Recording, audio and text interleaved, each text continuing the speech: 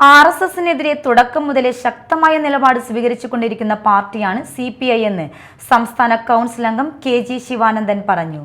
CPI Sreenarayanapuram local സമ്മേളനത്തിന്റെ ഭാഗമായുള്ള പ്രതിനിധി സമ്മേളനം ഉദ്ഘാടനം ചെയ്യുകയായിരുന്നു അദ്ദേഹം.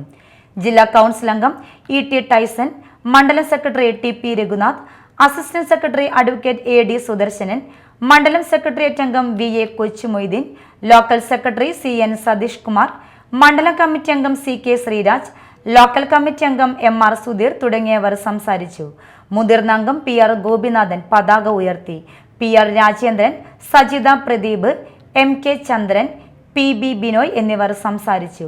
ശ്രീനാരായണപുരം പഞ്ചായത്തിലെ കുടിവെള്ള പ്രശ്നത്തിന് ശാശ്വതമായി പരിഹരിക്കണമെന്നും NH66ന്റെ നിർമ്മാണ പ്രവർത്തനങ്ങൾ അതിവേഗത്തിലാക്കണമെന്നും നിർമ്മാണ കരാർ കമ്പനിയുടെ നിയമലംഘനങ്ങൾക്കെതിരെ കർശന നടപടികൾ സ്വീകരിക്കണമെന്നും സമ്മേളനം പ്രമേയത്തിലൂടെ ആവശ്യപ്പെട്ടു. സെക്രട്ടറിയായി CN സതീഷ് കുമാറിനെയും അസിസ്റ്റന്റ് സെക്രട്ടറിയായി PR രാജേന്ദ്രനെയും സമ്മേളനം തെരഞ്ഞെടുത്തു.